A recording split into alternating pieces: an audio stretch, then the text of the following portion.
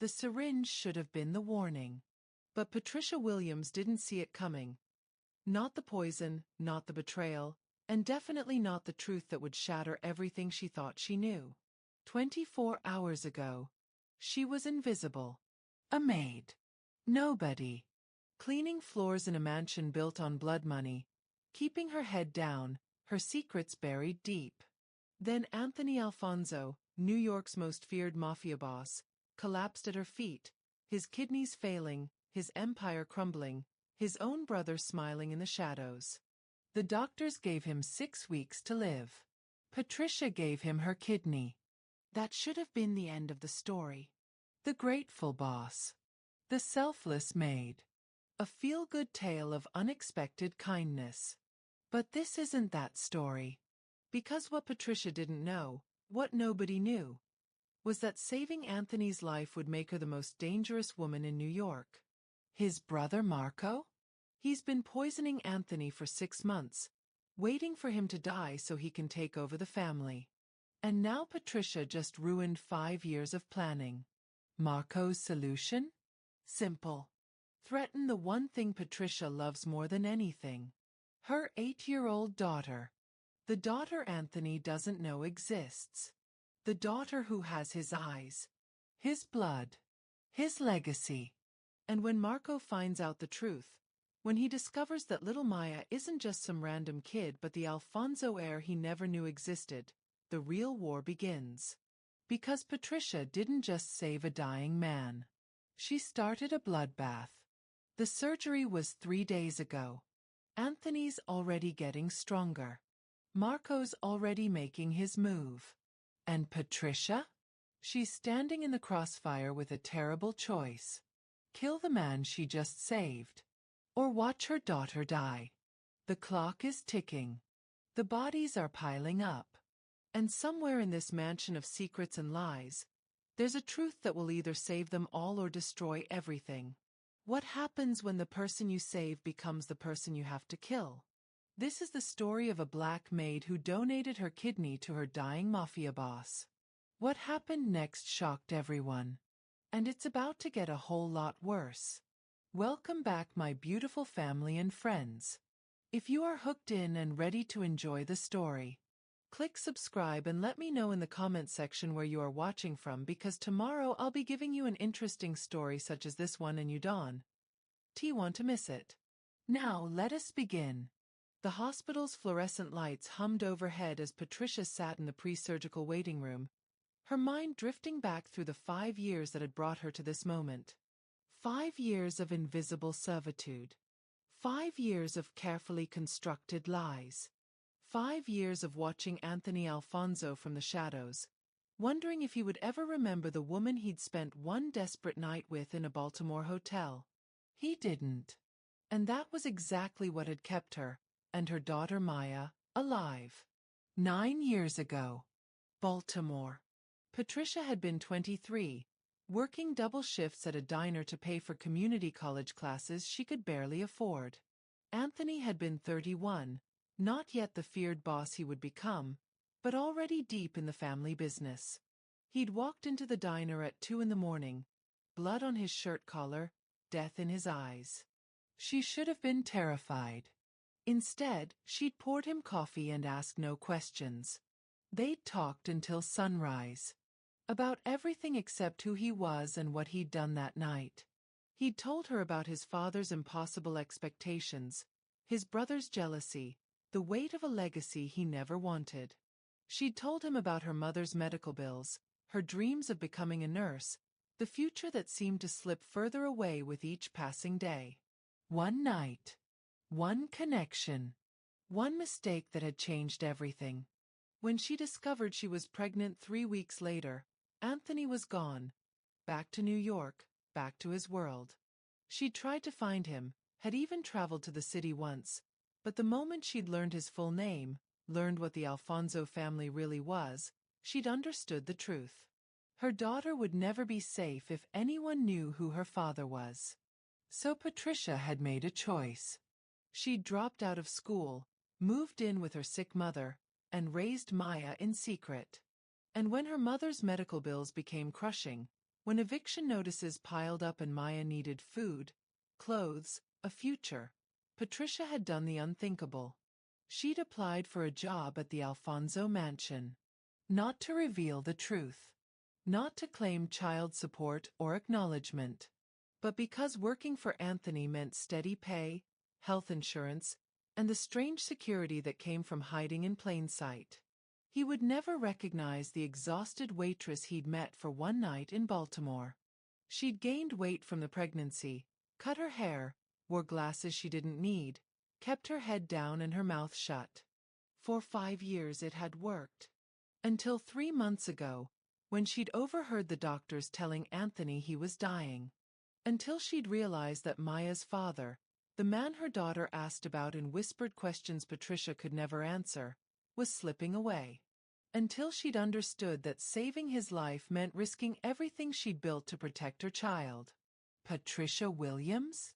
A nurse stood in the doorway, clipboard in hand. Dr. Chen is ready to go over the final pre-op briefing. Patricia rose on unsteady legs, forcing herself back to the present. Back to the choice she'd already made. The consultation room was small, clinical.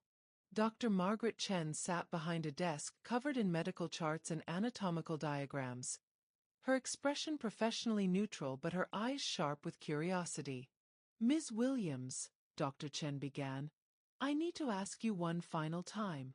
Are you absolutely certain about this procedure? Once we begin, there's no turning back." "I'm certain." "You understand the risks? Infection, bleeding, blood clots, potential kidney failure in your remaining kidney." "I understand."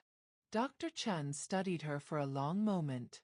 "I've been a transplant surgeon for 20 years. I've seen parents donate to children, siblings to siblings, spouses to spouses. But I've never seen anything quite like this." She leaned forward. "Ms. Williams, I need to know, is anyone forcing you to do this?" Patricia almost laughed. "If only it were that simple." "No one's forcing me, doctor." "Then help me understand. Why would you give away an organ to a man like Anthony Alfonso?" The question hung in the air between them. Patricia had prepared for this, had rehearsed her answer a dozen times. But sitting here now, with the surgery hours away and Marco's threat still echoing in her mind, the lie felt heavier than ever. "Because," she said carefully, "Mr. Alfonso showed me kindness when I needed it most. He paid for my mother's funeral. He's treated me with respect. And I believe everyone deserves a second chance at life." It wasn't entirely false. Just incomplete. Dr. Chen didn't look convinced, but she nodded slowly. "All right. The surgery is scheduled for 6 a.m. tomorrow. You'll need to be here by 4 for prep. After the procedure, you'll spend 3 to 5 days in the hospital, then several weeks of recovery at home. Mr. Alfonso has arranged for you to stay in the east wing of his residence during your recuperation." Patricia's stomach tightened. Living in the mansion, in close proximity to Anthony during recovery, that hadn't been part of her plan. The closer she got to him, the greater the risk he'd recognize something familiar in her face, her voice, her presence. "Is that necessary?" Patricia asked. "I could recover at my own apartment." Mr. Alfonso was insistent. "He wants his personal physician monitoring both of you during recovery." Dr. Chen's expression softened slightly. He also said, and I quote, "She's giving me her kidney. The least I can do is make sure she has the best care available." Despite everything, the danger, the lies, the impossible situation, Patricia felt warmth bloom in her chest. Even dying, even desperate, Anthony was thinking of her well-being. Maybe he hadn't changed as much as she feared. "There's one more thing," Dr. Chen said, her voice dropping. "Mr. Alfonso's brother Marco has been calling my office repeatedly. He's demanding to be in the operating room during the procedure." Patricia's blood ran cold. Can he do that? Not without both patients' consent. Which is why I'm asking. Do you consent to Marco Alfonso being present during your surgery? The memory of Marco's gun, his threats, his cold promise to make her disappear flooded Patricia's mind. Having him in the operating room, watching, waiting. It felt like inviting a wolf to watch over lambs. No, Patricia said firmly. Absolutely not. Dr. Chen nodded, making a note. I'll inform him. Though I suspect he won't take it well. He never does. The doctor looked up sharply at that, clearly catching the subtext. Ms. Williams, if you're in any danger. I'm not, Patricia lied smoothly. Marco's just protective of his brother. It's understandable. But as she left the consultation room, Patricia knew she'd just made another enemy. Marco wouldn't forget this rejection, wouldn't forgive her for blocking him from the one moment when both she and Anthony would be most vulnerable. She pulled out her phone and called the only person she trusted completely. Mama P. Maya's voice bubbled through the speaker, bright and innocent. 8 years old and completely unaware of the storm gathering around them. Hey, baby girl. Patricia fought to keep her voice steady. How's Aunt Denise treating you? Good. She made pancakes and we watched cartoons and she said we can go to the park tomorrow. When are you coming back? Patricia's throat tightened. She'd told her daughter, and Denise, her former neighbor and only real friend, that she was going away for work. A special job that would pay well but would keep her busy for a few weeks. Not that she was giving away her kidney to a Mafia boss who happened to be Maya's father. Soon, baby. Real soon. But Maya, I need you to listen to me very carefully, okay? Okay. If anyone, and I mean anyone, comes around asking questions about me or about you, I need you to tell Aunt Denise right away. And then you call me immediately. Can you do that? There was a pause. Maya might be young, but she was perceptive. Mommy, are you in trouble? No, sweetheart. I just need to make sure you're safe. Because of the bad men you work for? Patricia's heart stopped. What bad men, Maya? The ones you told Aunt Denise about. I heard you on the phone last week. You said your boss was a dangerous man, but you had to keep working there because... Maya's voice got quieter. Because of me. Damn it. Patricia had thought Maya was asleep during that conversation. Maya, listen to me. Those men will never hurt you, I promise. But right now, I need you to be brave and smart. Can you do that for Mommy? I'm always brave, Maya said, and Patricia could hear her daughter's chin lift with pride. Just like you. Tears burned Patricia's eyes. That's my girl. I love you more than anything in this world. Remember that. Love you too, Mommy. Come home soon. The line went dead, and Patricia sagged against the hospital wall, the weight of her choices crushing down on her chest. She was doing this for Maya, to save her father, to maybe give her daughter a chance at knowing him someday, to secure their future if something went wrong. But what if saving Anthony was the very thing that destroyed them all? Patricia. She spun to find Anthony's doctor, Thomas Reeves, approaching with a grim expression. Dr. Reeves had been the Alfonso family physician for decades. He knew their secrets, their sins, their medical histories better than anyone. And right now he looked terrified. Dr. Reeves? Is something wrong? He glanced around the corridor, then pulled her into an empty consultation room. I probably shouldn't be telling you this. In fact, I could lose my license for what I'm about to say. But you need to know what you're walking into. Patricia's pulse raced. What is it? Anthony's kidney failure isn't natural. Dr. Reeves' voice dropped to barely a whisper. Someone's been poisoning him. Slowly, methodically, for at least 6 months. The toxicology reports show traces of heavy metals, arsenic, specifically, in levels designed to destroy kidney function without triggering immediate suspicion. The room tilted. Poisoned? By who? I don't know for certain. But whoever's doing it has access to his food, his drinks, his medication. Someone close to him. Dr. Reeves gripped her shoulders. Patricia, if you go through with this transplant, if you save his life, the person trying to kill him will come after you next. Patricia's mind raced. Someone in the mansion. Someone who wanted Anthony dead. Someone who had been slowly murdering him for months while everyone assumed it was natural kidney disease. Marco. It had to be Marco. The threats, the urgency for Anthony to die before the vote, the anger at her intervention, it all made sense now. Does Anthony know? Patricia asked. I told him an hour ago. He's processing it. And he still wants to go through with the surgery? Dr. Reeves nodded grimly.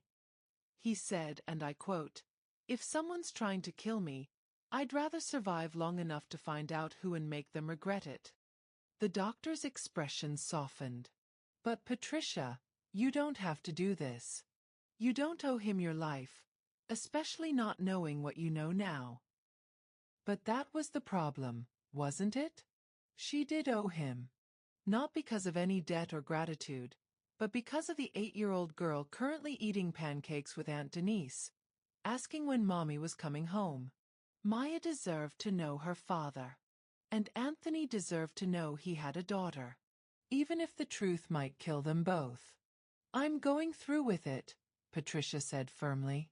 You're insane. Maybe. She smiled weakly. But I've come too far to back out now. Dr. Reeves shook his head in disbelief. You're braver than any person I've ever met. Or more foolish. I honestly can't tell which. Can't it be both? He almost smiled at that. Get some rest, Patricia. Tomorrow's going to be hell. But as she left the hospital and headed back to her tiny apartment, not the mansion, not tonight, Patricia knew rest wouldn't come. Her mind was too full of poisoners and threats, of secrets and lies, of the impossible choice she'd made and the consequences racing toward her like a freight train. She stopped at a pharmacy, bought a burner phone with cash, and made one final call before the surgery. Denise? It's me. Patricia, girl, what time is it? Late. Listen, I don't have much time. If something happens to me, if I don't call you within a week, I need you to take this number. Patricia rattled off the digits of a lawyer's office, one she'd contacted months ago and paid in advance to hold documents in case of her death. They have letters. Instructions. Everything Maya needs to know about her father. Silence. Then, Jesus, Patricia. What are you involved in? Something that might finally give my daughter the life she deserves. Or, Patricia's voice broke. Or get me killed trying. Don't talk like that. I'm serious, Denise. If I don't make it, Maya needs to know the truth. All of it. Can you promise me that? Another long pause. I promise. But you better survive, you hear me? That little girl needs her mama. I know. Patricia closed her eyes. Tell her I love her. Tell her everything I've done has been for her. She hung up before Denise could respond, before the tears could fall, before the fear could paralyze her completely. Tomorrow morning, she would walk into an operating room and give her kidney to a man who'd been systematically poisoned by someone in his own family. A man who didn't know he had a daughter. A man whose world was about to explode in ways none of them could predict. Patricia Williams had started this journey as an invisible maid trying to save her daughter's father. Tomorrow, she will become something else entirely. The question was, would she survive long enough to see what that something was? The operating room was as cold as a tomb. Patricia lay on the surgical table at 5:47 a.m., her body prepped and draped in sterile blue sheets. The anesthesiologist adjusted the 4 in her arm, his voice a distant murmur as he explained what would happen when the medication took effect. But Patricia barely heard him. Her eyes were fixed on the observation window above, where Marco Alfonso stood with his arms crossed, his face a mask of barely contained rage. Dr. Chen had denied him access to the operating room. She hadn't denied him the right to watch. "Ms. Williams, I need you to count backward from 10, the anesthesiologist said. 10, 9, 8. The world began to blur at the edges. Through the haze, Patricia saw Dr. Chen enter the adjacent operating room where Anthony waited. 2 surgeries, happening simultaneously. 2 lives hanging in the balance. 7, 6. Marco's eyes locked with hers through the glass. His lips moved, forming words she couldn't hear but understood perfectly. "This isn't over." 5, 4. Darkness reached up to claim her, but not before one final, terrifying thought crystallized in her fading consciousness. What if she never woke up? What if Marco had found a way to ensure the surgery failed? What if Maya's last memory of her mother was a phone call saying, "I love you"? 3. Then nothing. Consciousness returned in fragments. Pain. Sharp and insistent, radiating from her left side. Beeping. Steady and rhythmic, matching her heartbeat. Voices. Urgent and tense, speaking in medical jargon she couldn't decipher. Patricia's eyes fluttered open to harsh fluorescent lights and a nurse's concerned face hovering above her. "Welcome back, Ms. Williams. The surgery was successful. You're in recovery." "Anthony." Patricia's voice was barely a rasp. "Mr. Alfonso is stable. Dr. Chen will brief you fully once you're more alert, but the transplant appears to have taken. You saved his life." Relief flooded through her, followed immediately by a wave of nausea. The nurse was ready with a basin, supporting her through the sickness with practiced efficiency. "This is normal after anesthesia. Just breathe through it." But it wasn't just the anesthesia making Patricia sick. It was the realization of what she'd done, the point of no return she'd crossed.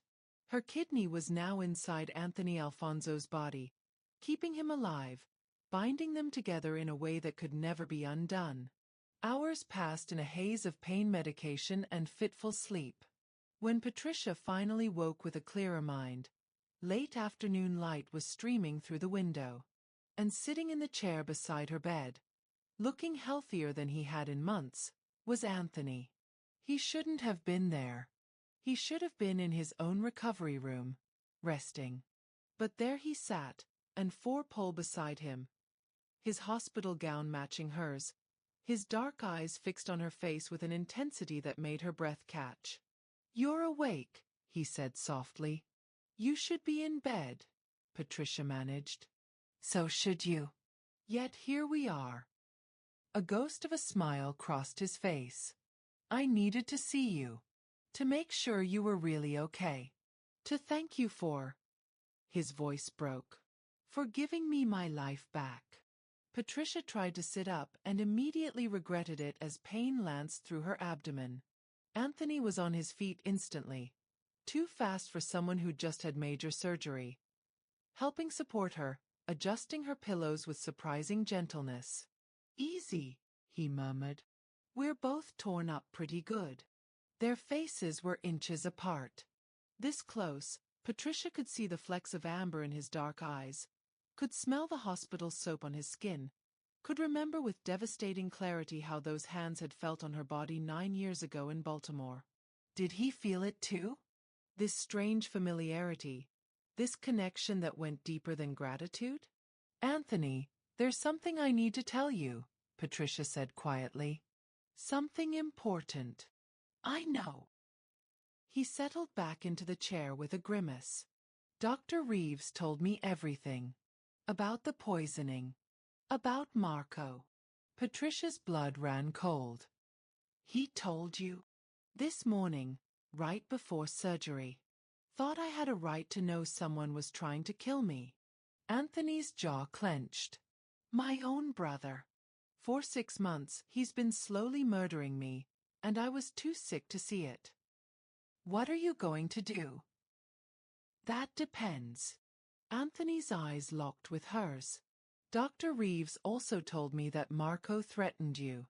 Told you to back out of the surgery or face consequences. Yet you went through with it anyway. He leaned forward.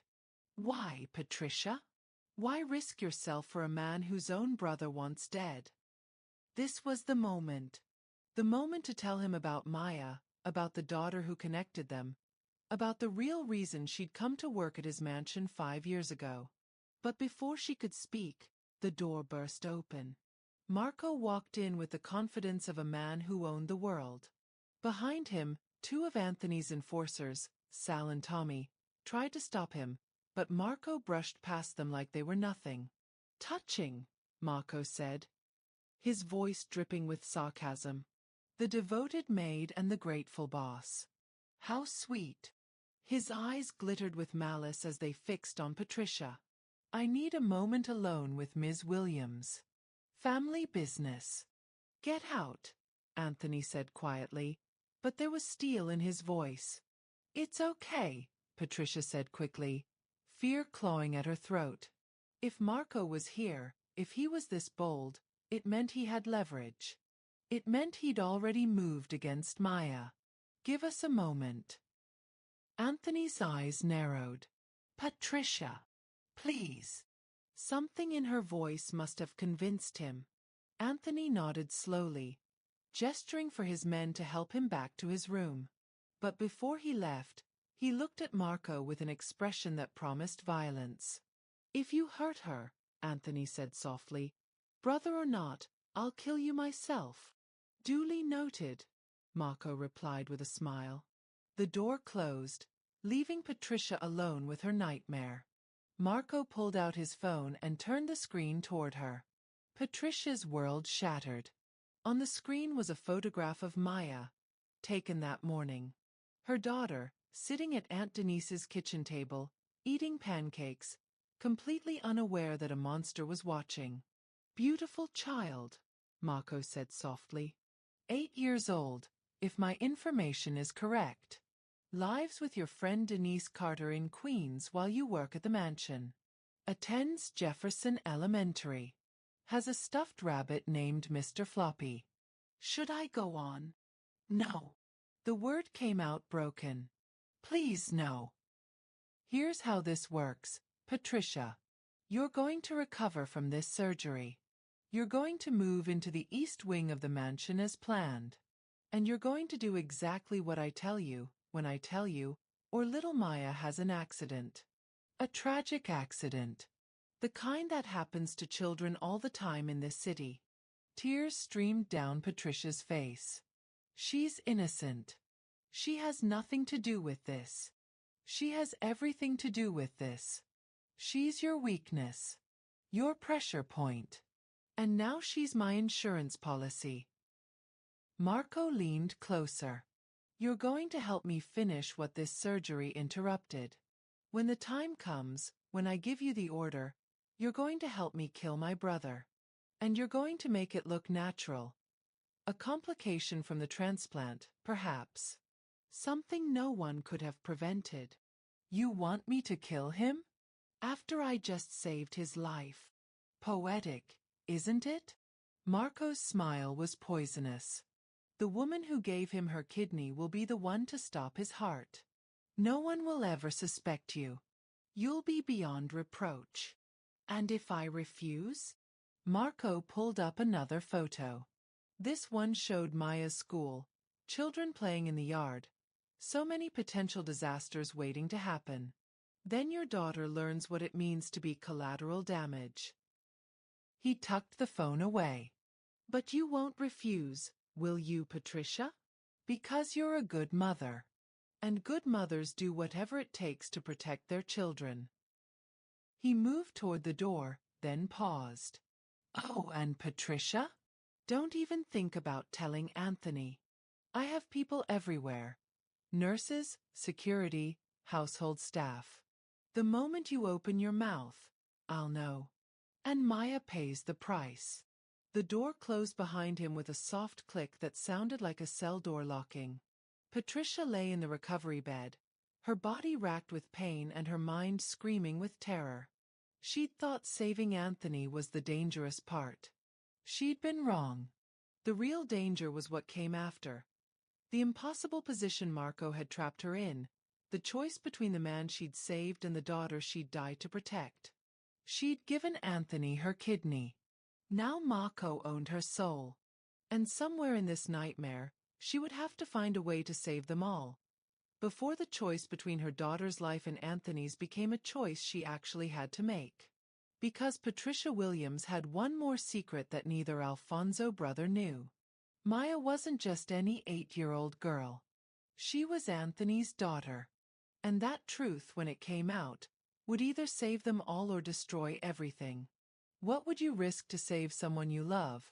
And what would you sacrifice to protect them after? Tell us in the comments. The plan was simple.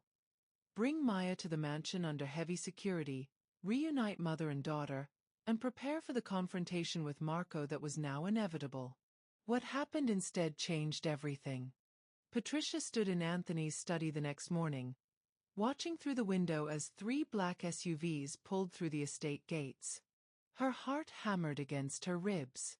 Inside one of those vehicles was Maya, her daughter, her entire world, about to enter a reality Patricia had spent 8 years trying to protect her from.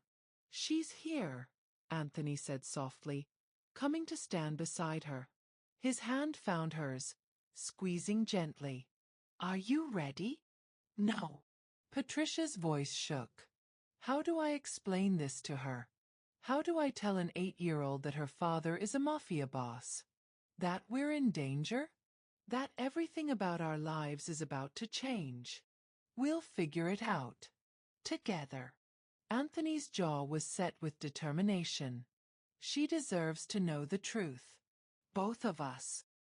They walked to the entrance hall, where Sal was already escorting a confused and frightened Maya inside. Aunt Denise followed close behind, her expression a mixture of terror and protective fury. Maya saw Patricia and broke free from Sal's gentle grip. "Mommy!" Patricia caught her daughter in her arms, ignoring the sharp pain from her healing surgical site. She buried her face in Maya's hair, breathing in the familiar scent of her strawberry shampoo, feeling the solid warmth of her small body. "Real. Safe. Here. Baby girl, are you okay? Did anyone hurt you?" "I'm okay, but Mommy, these men came to Aunt Denise's house and said we had to come with them and they wouldn't explain why and I was so scared." Maya's words tumbled out in a rush, her small hands gripping Patricia's shirt like a lifeline.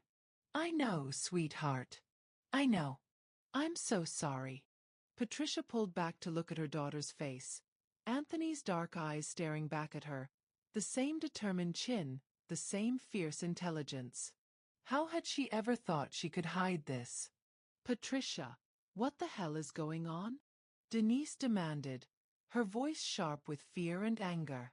"These men show up at my door at 6 in the morning, flashing guns, saying Maya's in danger. They wouldn't tell me anything except that you sent them." "I can explain." "You better explain fast, because I'm 2 seconds away from calling the police." "That won't be necessary," Anthony said, stepping forward. His presence commanded immediate attention. The way he carried himself, the authority in his voice, the barely concealed danger that radiated from him despite the cane he still needed. Denise's eyes widened with recognition. "Oh my God! You're Anthony Alfonso." "The Anthony Alfonso." She grabbed Maya's hand, pulling her daughter behind her. "Patricia, tell me you didn't. Tell me you're not involved with the mob." "It's complicated," Patricia started, but Maya was staring at Anthony with an intensity that made Patricia's breath catch. "Who are you?" Maya asked, her child's directness cutting through the tension. Anthony knelt down slowly, wincing at the movement but meeting Maya's eyes at her level. Patricia watched the moment unfold as if in slow motion. Father and daughter facing each other for the first time, recognition sparking in ways neither of them could fully understand yet. "My name is Anthony," he said gently. "And I'm a friend of your mother's. A very good friend." "Are you sick?" Maya asked, eyeing his cane with concern. "Mommy said she had to help someone who was sick." "Was it you?" "Yes. Your mother saved my life." Maya studied him with those two perceptive eyes. "You have my eyes," she said suddenly. "And my chin. Mommy always said I got them from someone special." The silence that followed was deafening. Anthony looked up at Patricia, his expression asking the question. She nodded slowly. This wasn't how she'd planned to tell Maya. Not in a mansion full of armed guards, not with Denise watching in horror, not with Marco's threat still hanging over them. But Maya deserved the truth. "Maya, sweetheart," Patricia knelt beside Anthony, taking her daughter's hands. "That someone special is Anthony. He's your father." Maya blinked. Once. Twice. Her young mind processing information that would change her entire world. "My daddy?" Her voice was small, tentative, filled with a hope Patricia had heard in 100 bedtime questions she'd never known how to answer. "Yes, baby. Your daddy." "But I thought—" Maya turned to Anthony. "Mommy said my daddy didn't know about me. That he lived far away and had important work and couldn't be with us." "I didn't know," Anthony said, his voice thick with emotion. "Your mother was protecting you, keeping you safe from my world. And she was right to do it. But now," he reached out hesitantly, touching Maya's cheek with a gentleness that belied everything Patricia knew about his reputation. "Now I know. And I promise you, Maya, I will never let anyone hurt you. Ever." Maya's lower lip trembled. "Are you going to leave again? Like Mommy said you had to?" "No." Anthony's voice was fierce. "I'm never leaving. You're my daughter. That means you're the most important thing in my world now." "More important than your work? More important than anything." Something in his certainty must have convinced her, because Maya suddenly threw her arms around Anthony's neck. He caught her with a surprised gasp, his eyes closing as he held his daughter for the first time. Patricia watched them, tears streaming down her face, her heart breaking and mending simultaneously. This was what she'd wanted for so long, for Maya to know her father, to be held by him, to hear him promise to protect her. But the cost was so high. The danger was so real. "This is insane," Denise said, breaking the moment. "Patricia, you can't seriously be considering keeping Maya here. This man is a criminal. His world is violence and death."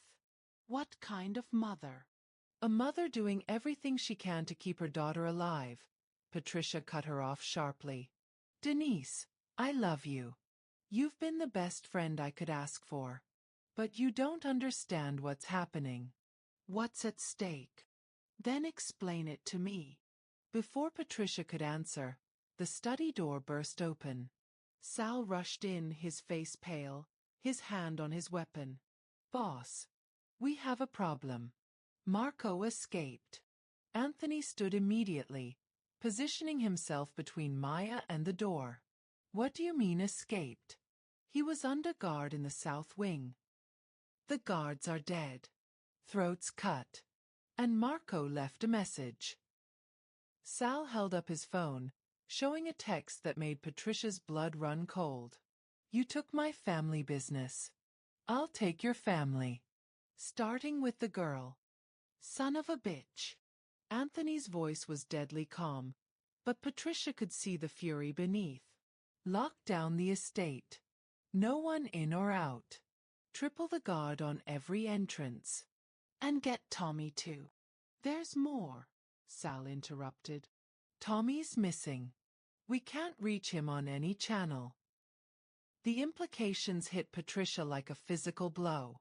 Tommy, one of Anthony's most trusted men, was missing the same day Marco escaped. Which meant either Tommy was dead, or he was working with Marco all along, Anthony finished the thought. Jesus! How many others? We're checking everyone now but boss. Sal's expression was grim. If Marco's had time to turn people, if he has loyalists inside the organization, we don't know who to trust. A crash from somewhere in the mansion made everyone jump. Gunfire erupted. Close, too close. Followed by shouting and the sound of running feet. They're already inside, Anthony said. Sal, get Patricia and Maya to the panic room. Now. What about you? Patricia grabbed his arm. I'm ending this. One way or another. Anthony cupped her face, kissing her hard and fast. Keep our daughter safe.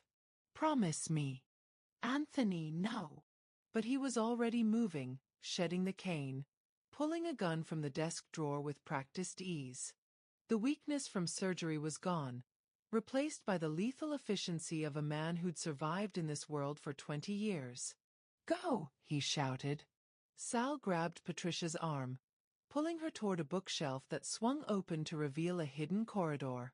Denise scooped up Maya, who was crying now, frightened by the violence erupting around them. As they ran through the hidden passage, Patricia could hear the battle raging above. Gunfire, shouting, breaking glass. Anthony was up there somewhere, fighting for his life. Fighting for their family. The panic room was reinforced steel, stocked with supplies, and completely secure. Sal sealed them inside, then left to join the fight, leaving Patricia, Maya, and Denise alone in the silence. Mommy, I'm scared, Maya whimpered. Patricia held her daughter close, stroking her hair, humming the lullaby she'd sung every night of Maya's life. But inside, her mind was racing. Marco had escaped. Tommy had betrayed them. And somewhere in this mansion, a war was being fought that would determine all their fates. She'd saved Anthony's life with her kidney. Now she had to pray he was strong enough to save theirs. But then Denise's phone buzzed. She pulled it out, her face going white as she read the message. Patricia. Her voice shook as she turned the phone around. It was a video.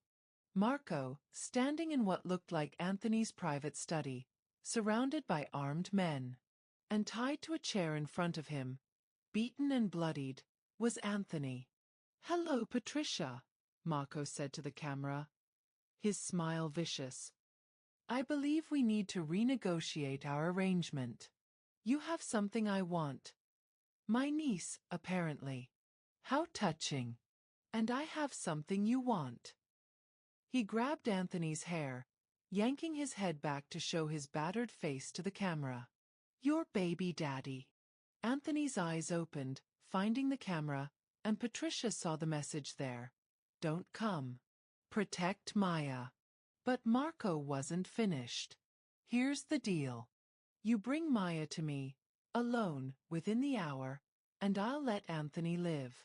You refuse, and I start removing pieces of him. Starting with the kidney you gave him. Marco pulled out a knife, pressing it against Anthony's side. Your choice, Patricia.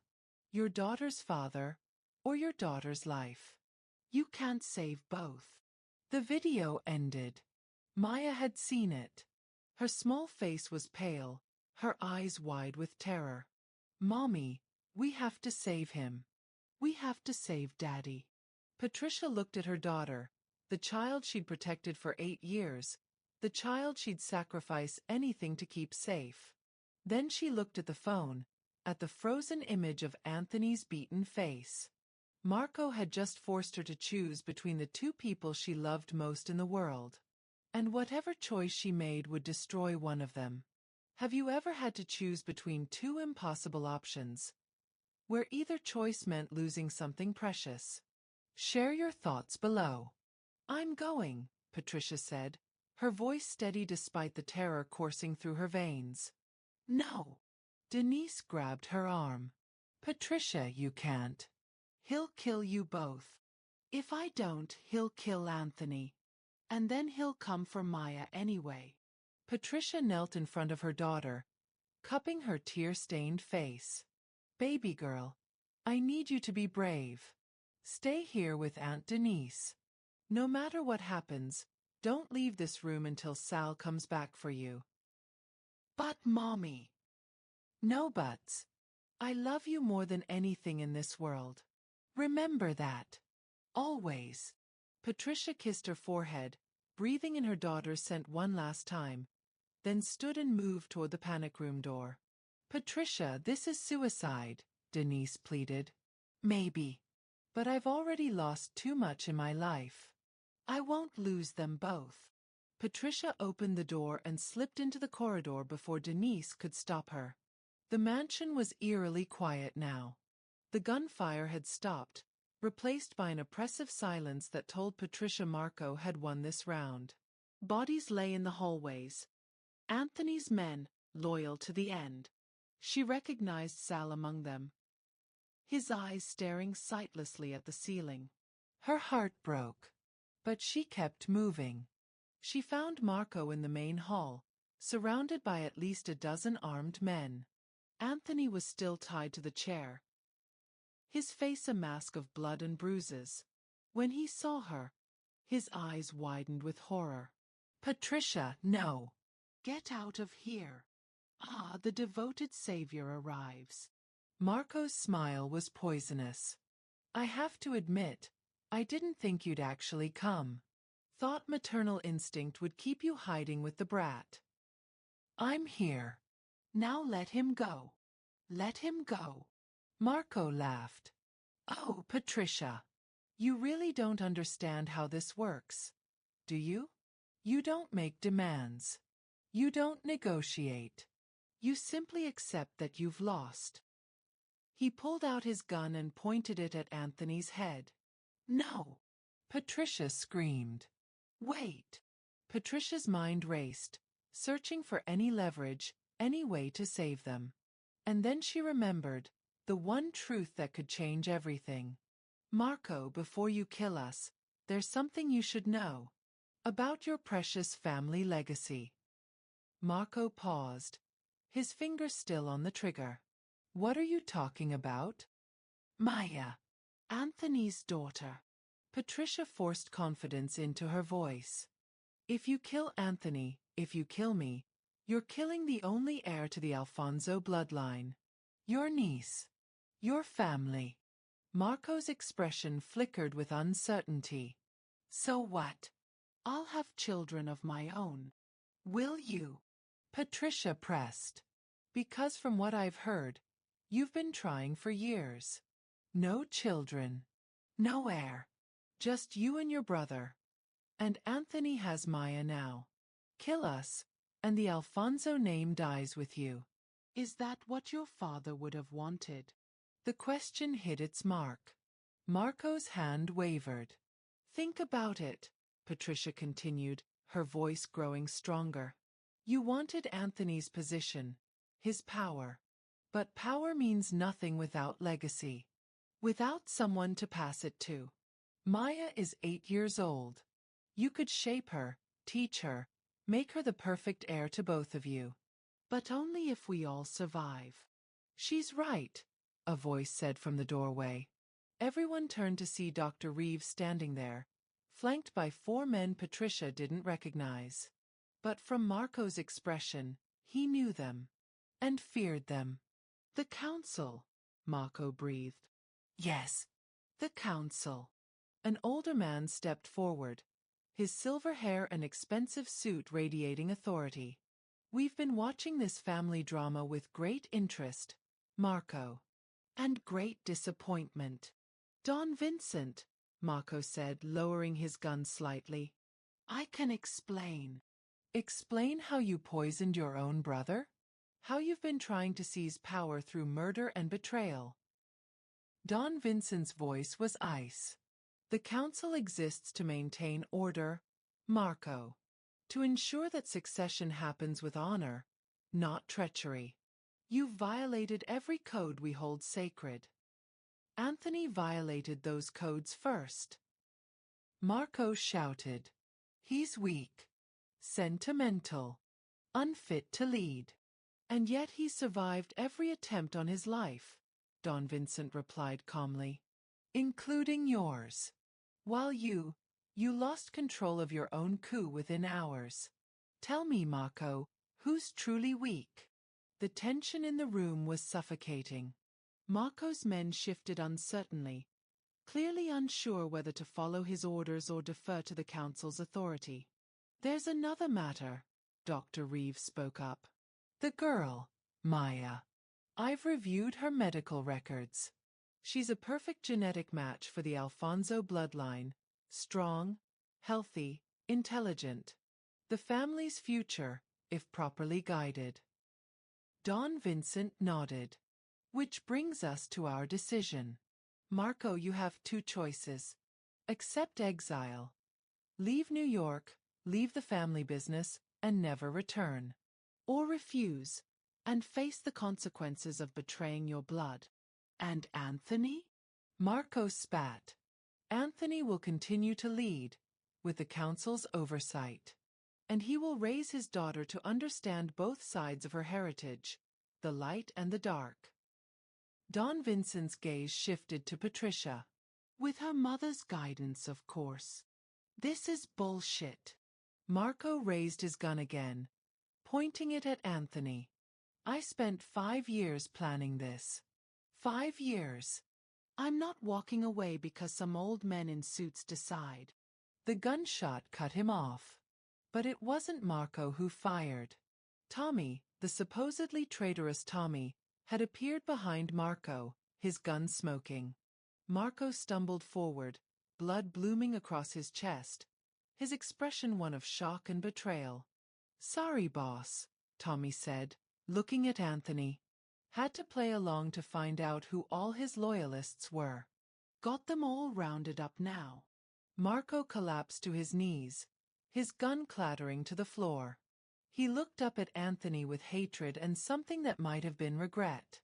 You always were father's favorite, Marco whispered. I just wanted him to see me. Then he fell forward and was still. The silence that followed Marco's death was profound. Patricia rushed to Anthony, her hands shaking as she worked to untie him. The moment he was free, he pulled her into his arms, holding her so tightly she could barely breathe. You shouldn't have come, he whispered into her hair. You should have stayed with Maya. I couldn't lose you. Not now. Not after everything. Don Vincent cleared his throat. A touching reunion. But we have matters to discuss. The girl. Where is she? Safe, Anthony said, his voice hardening as he straightened. And she stays that way. Whatever the council wants, Maya isn't part of the business. Not now, not ever. That's not your decision alone to make, Don Vincent replied. She's an Alfonso. That comes with responsibilities. She's 8 years old. Patricia stepped forward, her fear transformed into fierce maternal protection. She's a child who's been through enough trauma for one lifetime. Whatever legacy you think she should carry, it can wait until she's old enough to choose for herself. Don Vincent studied Patricia with new respect. You gave your kidney to save a man you barely knew. You walked into certain death to save him again. And now you stand before the council itself and make demands. He smiled slightly. Anthony, I see why you kept this one close. She's got more spine than half your crew. She's got more spine than all of us combined, Anthony said, pulling Patricia closer. And she's right. Maya stays out of this life until she's old enough to understand what it means. That's non-negotiable. The council members exchanged glances. Finally, Don Vincent nodded. Very well. The girl is protected.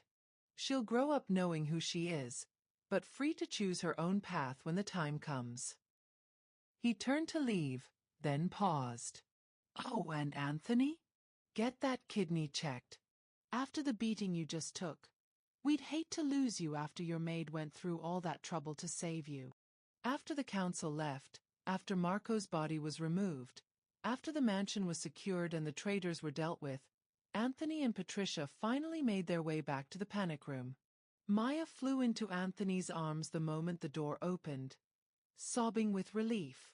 He held her close, whispering promises and reassurances, looking over her head at Patricia with eyes that held everything they'd been through and everything they'd become. A family. Broken and bloodied, but together. 3 months later. Patricia stood in the mansion's garden, watching Anthony teach Maya how to plant roses. His movements were still careful. The surgery and subsequent beating had left marks that would take time to fully heal. But he was alive. They were all alive. "Mommy, look," Maya called out, her hands covered in soil, her smile bright as sunshine. "Daddy says these will bloom in the spring." "They're beautiful, baby girl." Denise appeared beside Patricia, carrying 2 glasses of lemonade. She'd moved into the mansion's guest house a month ago, finally accepting that this was Patricia's life now. Complicated and dangerous, but also filled with love. "Never thought I'd see the day," Denise said quietly. "You, living in a mansion with a mob boss. Your daughter calling him daddy. And somehow it actually works." "I never thought I'd see it either," Patricia admitted. "But life has a way of surprising us. He loves you, you know. Really loves you. I see the way he looks at you, like you hung the moon." Patricia smiled, watching Anthony pick Maya up and spin her around, her daughter's laughter echoing through the garden. "I love him too. I think I always did, from that first night in Baltimore. I just didn't know if we'd ever get the chance to try. And now we take it one day at a time. We teach Maya that love isn't about perfection. It's about showing up, even when it's hard.